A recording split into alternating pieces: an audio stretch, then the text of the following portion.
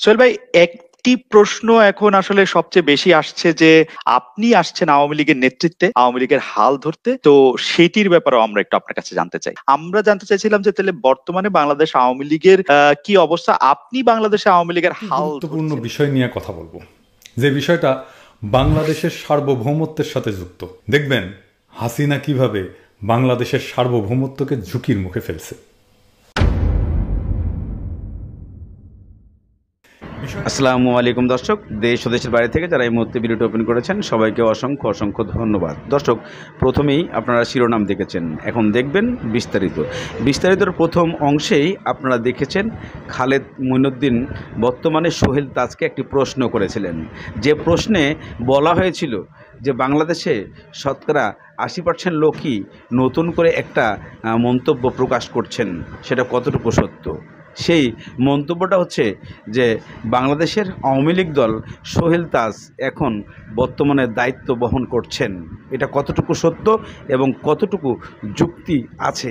শেখ হাসিনা তাকে এই দায়িত্ব সত্যি বুঝিয়ে দিয়েছেন কিনা, এমন কিছু প্রশ্ন করেছিলেন খালেদ মঈনুদ্দিন।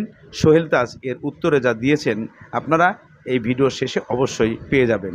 তবে এদিকে পিনাকি ভট্টাচার্য উনি এমন কিছু তথ্য আজকে দিয়েছেন যে বাংলাদেশে লুটের রাজনীতি চলতো শেখ হাসিনার, সেরকম কিছু তথ্য আজকে এই ভিডিওতে। সোহেল ভাই, একটি প্রশ্ন এখন আসলে সবচেয়ে বেশি আসছে যে আপনি আসছেন আওয়ামী লীগের নেতৃত্বে, আওয়ামী লীগের হাল ধরতে। তো সেটির ব্যাপারেও আমরা একটু আপনার কাছে জানতে চাই। আসলে আপনি জানেন যে জুলাই মাসে আমাদের ছাত্রদের উদ্যোগে একটি কোটা সংস্কার আন্দোলন শুরু হয়েছিল এবং যার ধারাবাহিকতায় এবং অনেক প্রাণহানির মধ্য দিয়ে সেই দাবিটার এক পর্যায়ে এক দফাতে পরিণত হয় এবং বৈষম্য বিরোধী ছাত্র আন্দোলন এই এই এই আন্দোলনটাকে সামনের দিকে নিয়ে নিয়ে যায়। এবং এখানে আমার প্রথমেই বলতে হয় যে সকল প্রাণ আমরা হারিয়েছি, আবু সাইদ থেকে শুরু করে 4 বছরের ছোট্ট শিশু আজাদ, 6 বছরের ছোট্ট বাচ্চা মেয়ে, নামটা মনে আসছে না, আমরা জানি যে পানি দিতে দিতে মুগ্ধকে হত্যা করা হয়েছিল। এই সকল প্রাণ আমরা হারিয়েছি, শত শত তাজা প্রাণ আমরা হারিয়েছি। তো আমি তাদেরকে স্মরণ করছি এবং তাদেরকে শ্রদ্ধাভাবে স্মরণ করছি এবং and I want justice for them. এবং প্রত্যেকটা হত্যাকাণ্ডর যেন সুষ্ঠুভাবে নিরপেক্ষভাবে ইনভেস্টিগেশন হয় এবং প্রত্যেকটি হত্যাকাণ্ডের জন্য যারা দায়ী তাদেরকে চিহ্নিত করে আইনের আওতায় আনা হবে, সেটাই আমি এখন আকাঙ্ক্ষা করছি এবং that is also my demand. এবং আমি বিশ্বাস করি আমার সাথে বাংলাদেশের সকল জনগণ একমত হবে।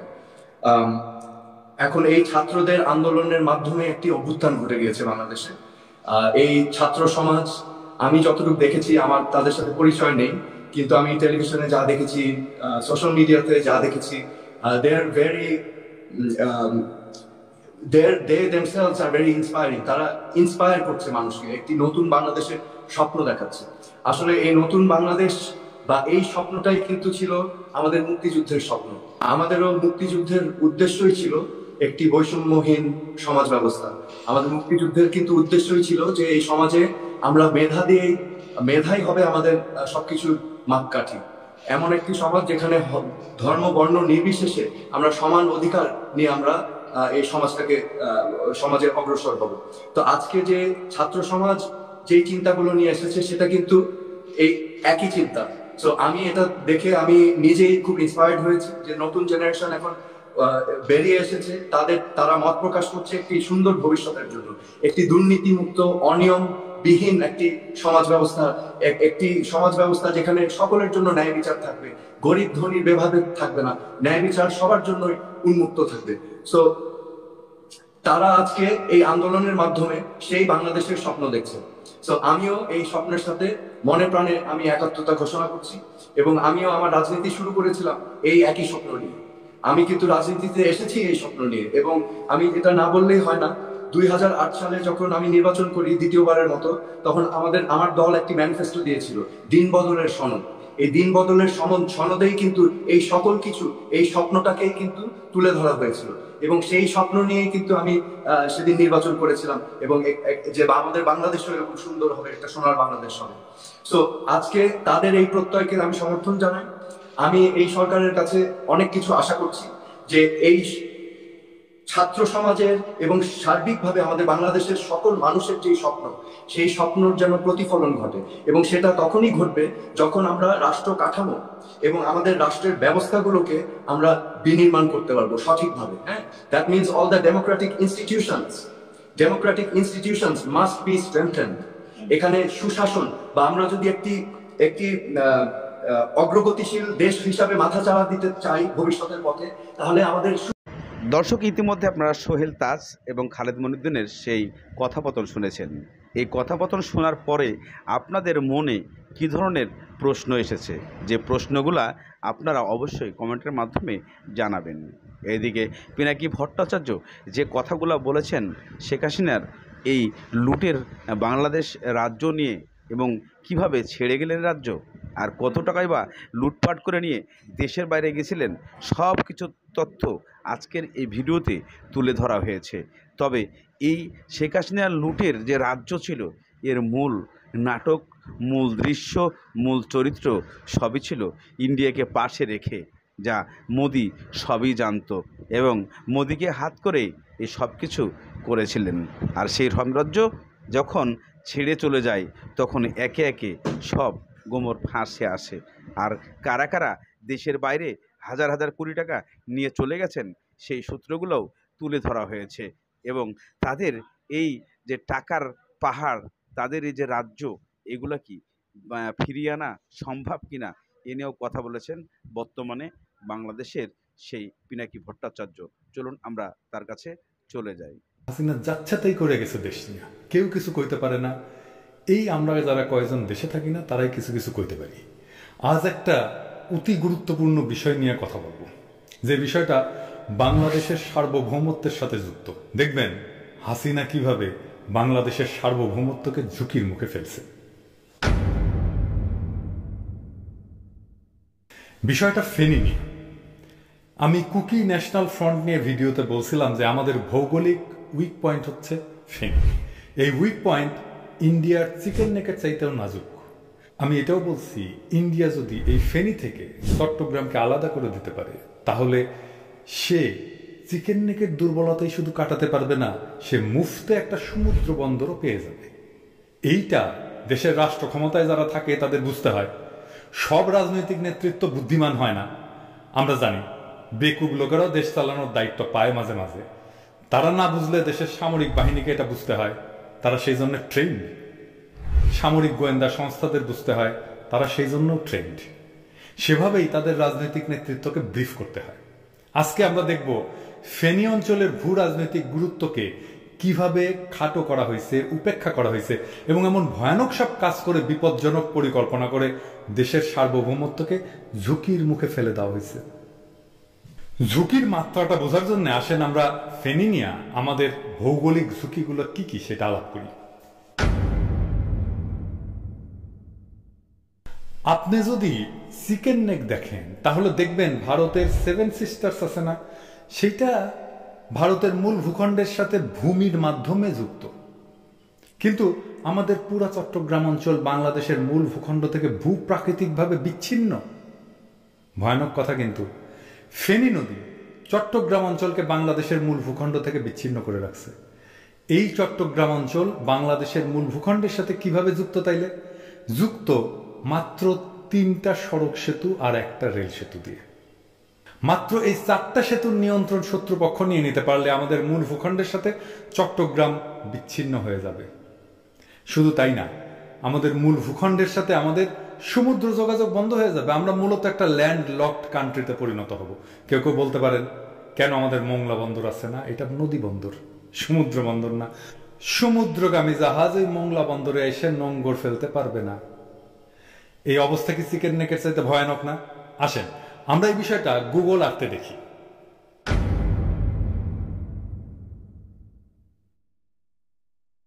এই যে দেখেন ফেনী নদী সেই ত্রিপুরা থেকে আসছে, তারপরে স্ট্রেট বঙ্গোপসাগরে পড়ছে। দেখছেন তো এই ফেনী নদী যে চট্টগ্রামকে ভৌগোলিকভাবে বিচ্ছিন্ন করে রাখছে। এই গুরুত্বপূর্ণ বিষয়টা এই অঞ্চলের যে কোনো ধরনের অবকাঠামো নির্মাণ, কোনো ধরনের বিদেশি রাষ্ট্রের উপস্থিতির সময় আমাদের মনে রাখতে হবে। এইবার আসেন আমরা সমুদ্রের দিক থেকে দেখতে শুরু করি। প্রথমে মুহুরী প্রকল্প, এইটা নিয়ে যাদের জানা নাই তাদের বলি, এইটা ওয়ার্ল্ড ব্যাংকের অর্থায়নে বাংলাদেশের দ্বিতীয় বৃহত্তম সেচ প্রকল্প। বাংলাদেশের প্রথম বায়ু বিদ্যুৎ প্রকল্প এইখানে একটা বিশেষ জায়গা দেখায় রাখতে চাই, এটা নিয়ে আমরা পরে আলাপ করব। সেটা হচ্ছে মিরসরাই অর্থনৈতিক অঞ্চল। এটা কিন্তু ফেনীর সাথেই, এবং যে দুর্বল ভৌগোলিক এলাকা বললাম সেইখানে। তো এইখানে এই মুহুরী প্রজেক্টে একটা সড়ক সেতু, এটা প্রথম সেতু বা প্রথম সংযোগ।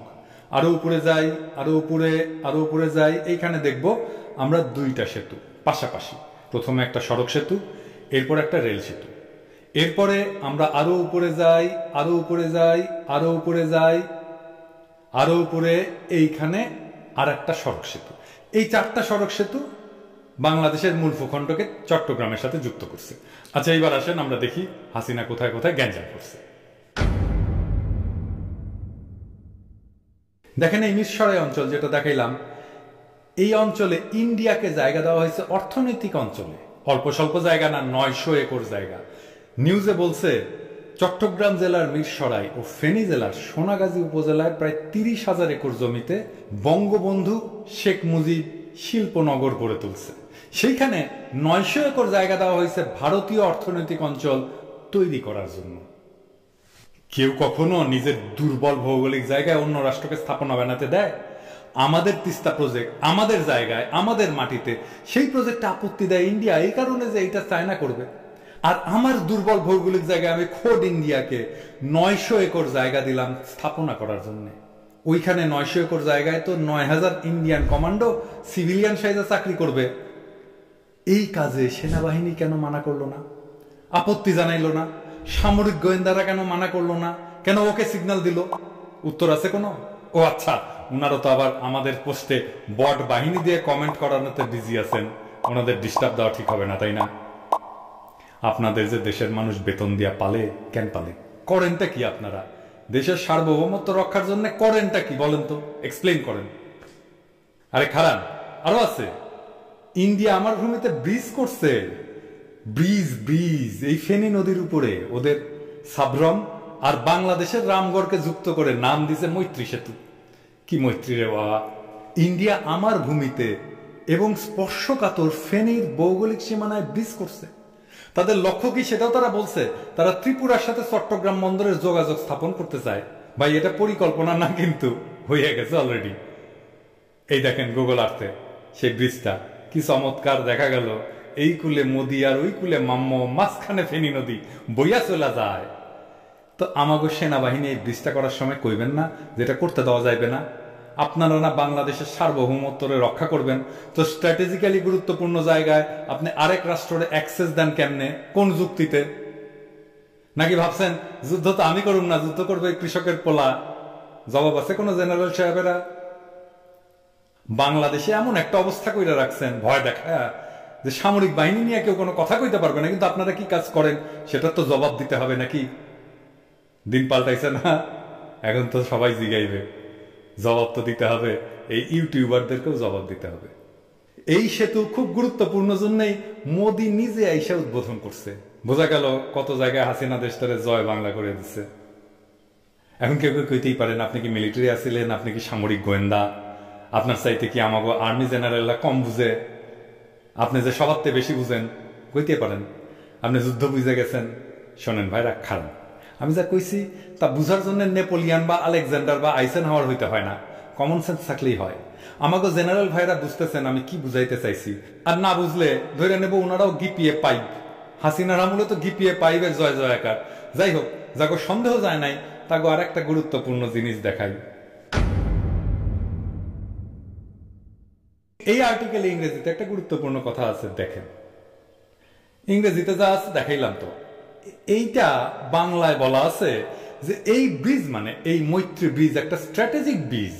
যখন সে ইন্ডিয়া চায়নার সাথে লড়াই করবে সেই সময়ের জন্য একটা স্ট্র্যাটেজিক ব্রিজ। তাইলে দেখছেন তো এটার মিলিটারি ইম্পর্টেন্স কেমন। এখানে শেষ না, ত্রিপুরার বেলোনিয়া রেল স্টেশনের সাথে ফেনী জংশনের ডাইরেক্ট রেল লাইন বসতেছে, কুজিকজিক কইরা ওনারা যেন আসতে পারেন সে ব্যবস্থা পাকা কইরা ফেলতেছেন। আসেন আরো একটা জিনিস দেখাই। এই ফেনী কেন সামরিকভাবে গুরুত্বপূর্ণ এটা বোঝার জন্য তো নেপোলিয়ন হইতে হয় না।